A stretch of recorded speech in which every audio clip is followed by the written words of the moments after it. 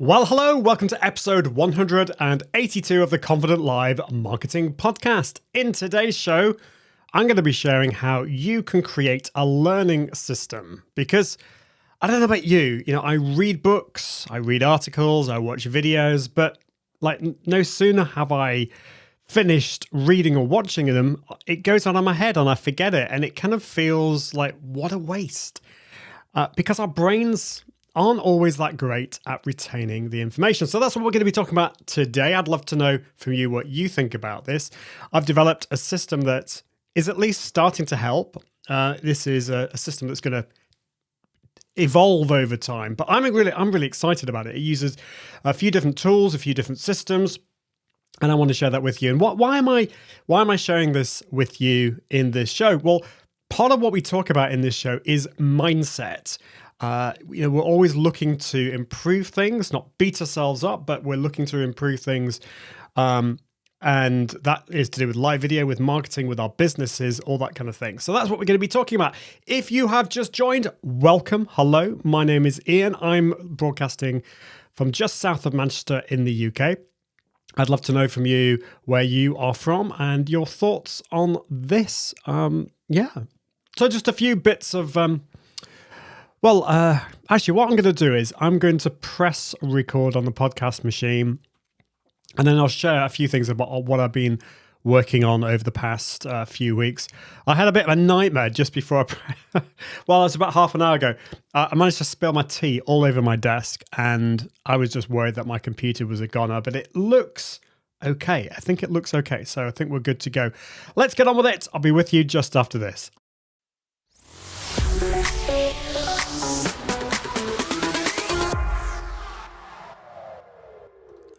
Hello, my name's Ian Anderson-Gray, and in this episode of the Confident Live Marketing Show, we're talking about how you can create a learning system. Because what happens when you read a book or you watch a video or read an article, quite often it goes out of our heads. Well, in today's episode, I'm going to be showing how you can start to retain that information, find a system where you can go back and find the information that you need. It's a really exciting system. Can't wait to share it with you. Let's get on with it right now.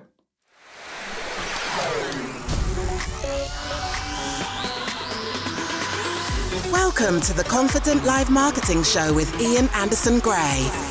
Helping you level up your impact, authority, and profits through the power of confident live video. Optimize your mindset and communication and increase your confidence in front of the camera. Get confident with the tech and gear. And get confident with the content and marketing. Together, we can go live! Well, hello, Ian Anderson-Gray here for episode 182 of the Confident Live Marketing Show. Last week didn't go live at all. The podcast has been going on as usual, but it's just been a bit of a mad time. But I'm excited to be back this week. Got lots of exciting things planned, and I want to share that with you. First of all, just a bit of news in the live video front. Facebook have been fiddling around and changing things behind the scenes, and this is kind of something that's, I think, has been on the cards for ages. But basically now, they've changed the API, so a few of the live video tools out there still haven't been able to sort things out. I think Restream haven't sorted it out yet. Ecamm have, and I'm using Ecamm today. Basically now, it doesn't, it might create an announcement post, but it will create, when you schedule a live video, it will create an event, which is exciting. I want to know, though, whether the scheduled post, the announcement post, turns into the live video, and whether we got rid of the whole announcement post thing, because that really annoys me. We'll see what happens. So that is one thing. I'm also playing around with the Ecamm beta or beta, depending how you pronounce it. It's got multi-streaming built into it now, so this is cool. So I'm actually multi-streaming using Ecamm to Facebook and YouTube, and I'm also multi-streaming to Restream, and then I'm using Restream to stream to LinkedIn. I just thought I'd test that out. That's that. The other thing that is coming up is episode 200, and I need to start to think about what are we going to do for episode 200? What is that going to be? Because I don't know. Should I I'm thinking about doing some kind of big giveaway or something like that. I'm not entirely sure. So let me know your thoughts on that, because I'd love to make it more of a community thing as well. So Stephen Healy is here. Great to see you, Stephen. Stephen is a live video expert. He is amazing. He knows so much about it. And he says, I assume you've played around with this, Stephen, because I haven't. The new Facebook system is a vast improvement. Well, I hope it is, because it was a mess before. So Stephen, maybe you can shed some light on this, because this is the first time I've actually streamed to Facebook with the new system. So the way I think it works, Stephen, correct me if I'm wrong, is that it creates an announcement post and an event, but does the announcement post become the live video like it used to do in the olden days? I don't know. I'm going to play around with it, but maybe Stephen, if you're still around, let me know what how it works, because I'm not entirely sure yet. Well, in today's episode, we're talking about creating a learning system. So I want to get straight into it, because there's a lot to share today with all of this. And I don't know about you, but I'm really forgetful. We can't remember everything that we consume. Sometimes we find with our brains that we remember the most kind of like random things. Like I can remember lots of random things. I can tell you what pi is, for example, 3.141592653599012. I think that's what it is. So I can remember random things like that, which are completely useless. Why would I need to know pi to like 12 figures, 12 significant figures? I don't need to know that. I'm going to have a cup of tea. Just hold on a second. That's good. Oh, this is my second tea that I haven't spilt over the table. So yeah, and I think over time we read so many books and then we forget about them and then we have to read them again. So I wanted to find a way to solve this, and particularly for those of us with bad memories. So I'm just going to go back to what Stephen says here. Thank you, Stephen, for this. There was just one post. The event is created first, and the live video is broadcast on the event announcement. That sounds amazing. I'm going to have a look at that. Yeah, if that is if I've understood you correctly, Stephen, that is great. So I'm going to talk about that maybe in a next episode of the week after, once I've worked it all out. Thank you, Stephen. So, yeah, let's be honest about it. You know, we are all stupid when it comes to this. That sounds like a bit of a thing, but this is what Dave Allen says, the GD good getting things done guy. He says, your mind is for having ideas, not holding them. And I think that is so important. You know, as creators, as entrepreneurs, we want to free our minds to be able to come up with ideas, not hold on to information. So you shouldn't need to remember quotes all the time. I mean, sometimes it's good to memorize these things, but if you can have a system where you can go back and find what you want to remember easily, then it makes it a lot easier. And that's what we're going to talk about. So the issue that we have is when we read a book or we read an article, we kind of assume that it's just going into our minds, into our heads. We're kind of using the osmosis method, which is kind of wishful thinking, because when you read a book, what tends to happen is you forget everything that's in there. Now, that probably doesn't matter when it comes to fiction books. You don't have to remember everything in a fiction book, but if you are wanting to learn and put into practice what you're learning in a book, we need to find a better system. So let's have a look at a few things here. The first thing to remember here is that there is something called the forgetting curve. This is something that when we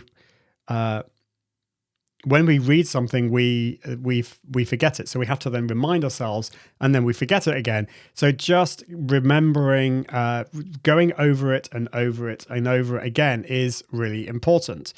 And of course, there are different types of books. You know, you don't really need to remember fiction, although, you know, it's still good to write notes and to ask yourself questions to try and remember what you've done. And with my system, I'm going to use it for fiction as well. I might even use it for programs I've watched on Netflix as well. Now, this is a really important thing to remember or to consider, is that it's actually okay to quit reading a book.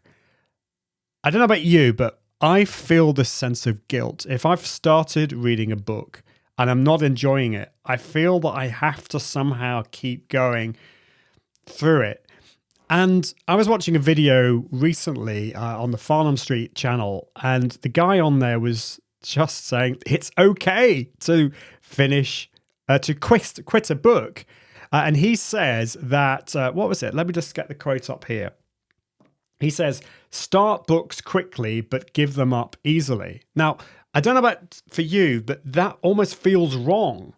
But the thing about that is that if you start, if you're not getting on with a book, then it creates that time and opportunity to start and read a great book that's going to really make a big difference. And of course, the other thing to say here is that there are different seasons in our lives. So maybe when I was younger, like reading Dickens was not going to be. Actually, I'm not even sure whether reading Dickens now is going to be the greatest. I have listened to a Dickens book, but there were some books that are really hard maybe when you're younger, or maybe there are just different seasons in our lives, you know, when we're busy and when we're not busy as well. And there are different types of books as well. And I love this quote from Francis Bacon. Some books are to be tasted, others to be swallowed, and some few to be chewed and digested. I love that. And I don't think this is just to do with books. Any kind of content that we're consuming, whether it's videos, a podcast, or you know, anything like that, videos, podcasts, articles, books, I think we need to treat them all differently. And sometimes using the osmosis method is fine. Sometimes we need to just spend a lot more time chewing them and digesting them.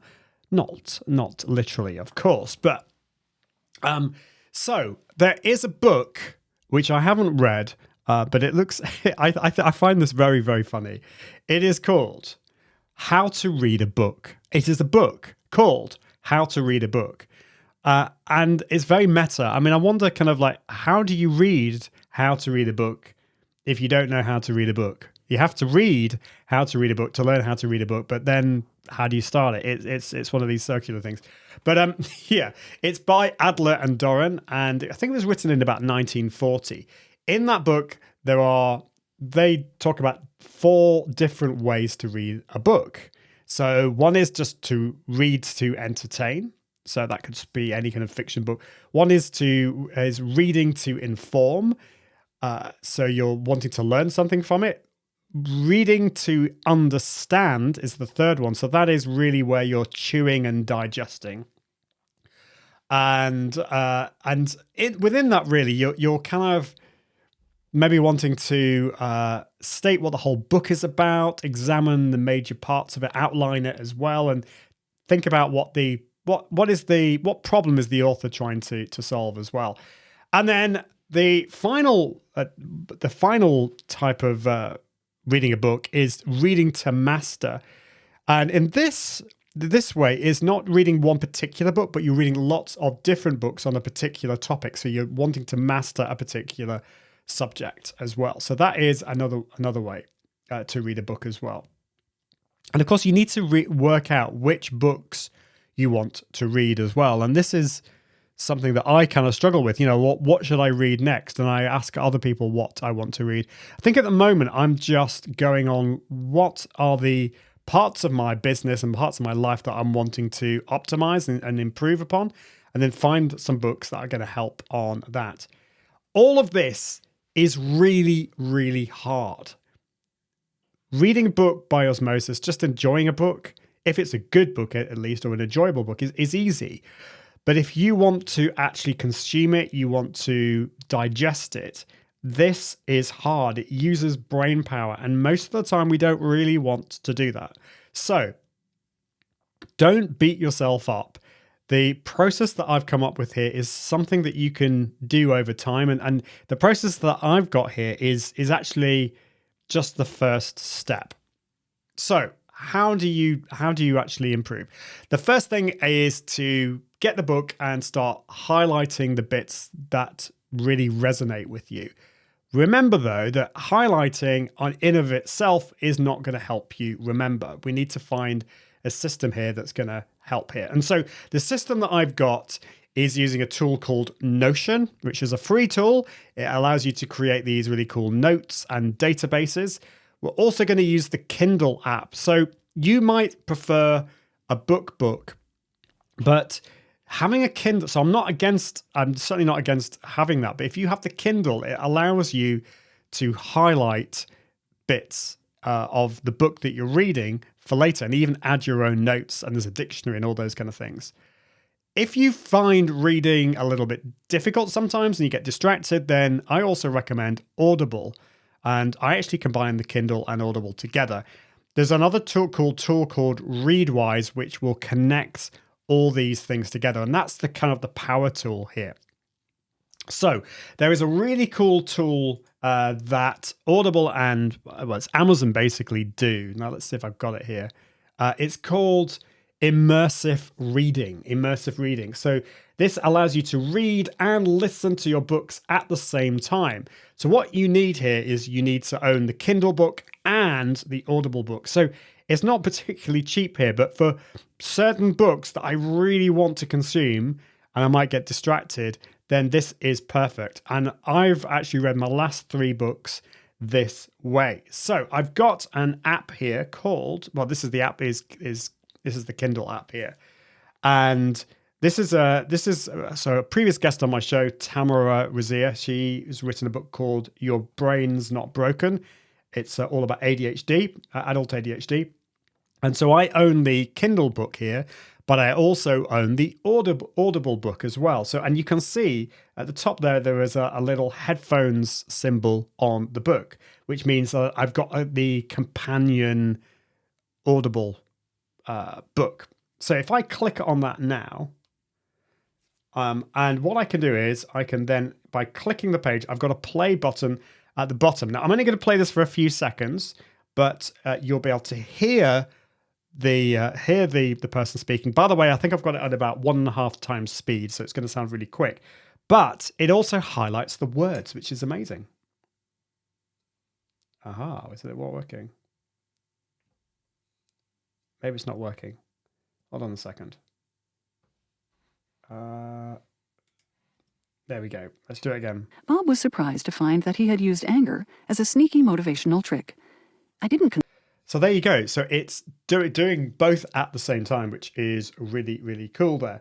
So now I come across a phrase there. I'm about to sneeze, I think. Am I going to sneeze? Oh, it's really annoying when that happens. So say, for example, I see here, this is a great quote that I want to highlight. So that's actually wrong. Let's just get rid of that. So sometimes we learn the effect of this because other people are angry with us. So let's just select that. Now so that is highlighted. I can click on it again, and then I can click on the edit, and then I can add some notes. A really interesting quote about anger. Okay, so that is now highlighted. The problem when you highlight something in the Kindle is they just get buried away and you forget about them. So I'm going to show you how this works later on. Now, the other thing that I really love about this is about the Kindle is that you can look up words. So I can't actually find any words here that I don't know. But say, for example, I don't know the word motivation. So I can just click on motivation.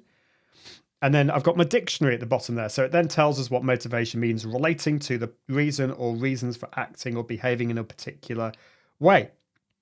And what I can do here is I can add that, I can share that word to my dictionary in my database, which I'm going to talk about in a minute. So that is the first thing that I do is I go through that. I read my books by listening and reading at the same time. I highlight bits, I add notes, and I also can look up words.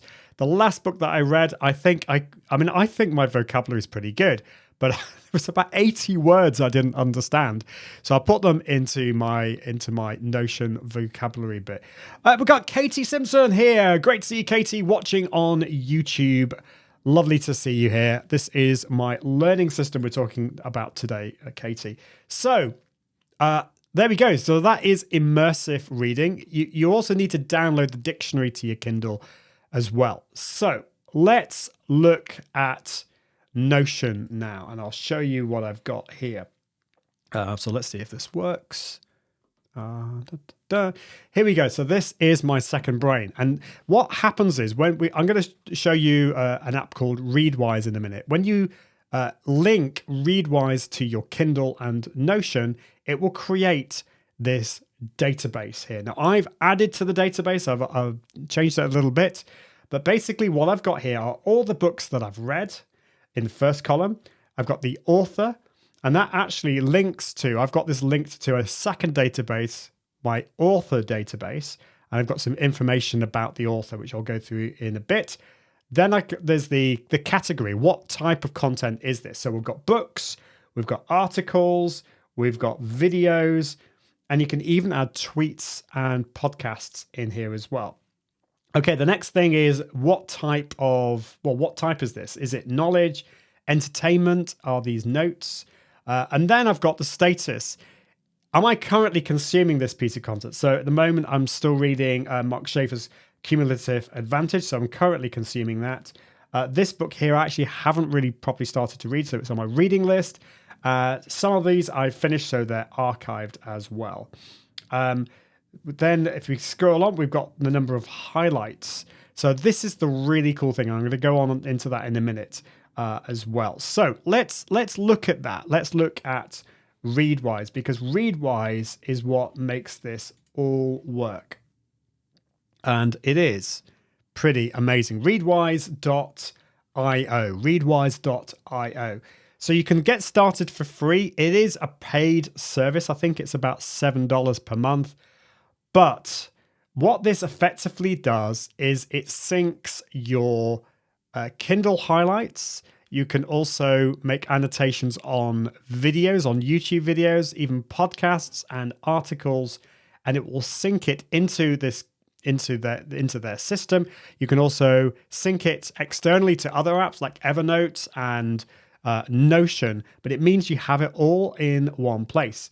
Not only does it import those highlights, it also allows you to review those on a daily basis and actually remember the content that you are reading. So you can review them and you can remember them as well. So what I tend to do, let's have a look here, is so we can import them. If I click on import in Readwise, I've got this connected to, what have I got? My Kindle, Instapaper, I don't use that so much anymore, and Twitter as well. But you can also sync with Medium, Goodreads, and all these other apps. Also, Air. For some reason, I did have it connected to Air, but it's disabled for some reason there. So Air is for podcasts. So if you listen to podcasts, you can use the Air app, which is currently iOS only. But the amazing thing about this is if you're kind of like in the car or walking the dog, and you currently hear something that was really, really good, you can just click the air quotes button and it will add that to Readwise, and it will even transcribe the words that you were listening to and put it into your database, which is like mind-blowing, really mind-blowing. So that's what you do to import the highlights. And then what you can do is you can export them, and these are synced on a daily basis. So I've got these synced to Evernote, but the main one is Notion, which I'm going to show you now. So let's go back to Notion and let's have a look. For example, this is the book that I read this ages ago, Steve Jobs by Walter Isaacson. So this is the biography. And so if I scroll down here, I've added all this information here. It links to the book itself when it was last highlighted, which was back in 2011. That was when I read it. My goodness, that's a long time ago. This is entertainment. Yes, but it is entertainment. And then down here, I can see all the bits that I found interesting here. So we've got here his reality. This is about Steve Jobs. His reality distortion is when he has an illogical vision of the future, such as telling me that I could design the breakout game in just a few days. You realize that it can't be true, but he somehow makes it true. And I can click on that, and that will take me to that part of the book on the Kindle app, which is pretty amazing. So those are the books, but it also works with articles on the web. They've got a new service they're working on. It's in beta at the moment, called Reader, and this allows you to subscribe to like RSS feeds, or if you're reading something on the web or on your phone, you can just add it to the Reader app, and then you can start to highlight bits, and then that's going to add it to what I call my second brain. Now, I don't know about you, but I consume a lot of content on video. What I've got here is another app called, let's just see if I can find it. It's called Annotate.tv. Annotate.tv. Where is it? It's this one here, Annotate.tv. And it's made by one of the guys at Readwise. It makes it easy to make notes while watching a video. And it is like unbelievable here. And this will sync with your Readwise and Notion database. So for example, here, if I can go into learning. And here are some videos that I've added from YouTube into Annotate.tv. So this is one from Ali Abdal on how I remember everything I read, which is quite apt because that's kind of what we're talking about here. So if I click on that, I then see the video, the YouTube video here, and I can start watching that. But then I can view a transcript, and then I can start to create annotations. So for example, if I go to like 1 minute and 5 seconds, and I can then make the notes there. Let's just scroll a little bit further on. Through the app air.io. Again, a lot more details so about air.io there. So I can create, let's have a go. Let's just get rid of that. I can create an annotation at this point. So I can just write my own annotation, or I can go to transcript and I can see the text here. So it says, he says, air quotes that I've taken through the app air again. And so I can then just highlight that and then create it, for example. And then what will happen if I go back to Notion and look at a video? Here's actually the video here. I can see that it added that quote in there, and I can click on that, and that's going to take me to that point in the video for later.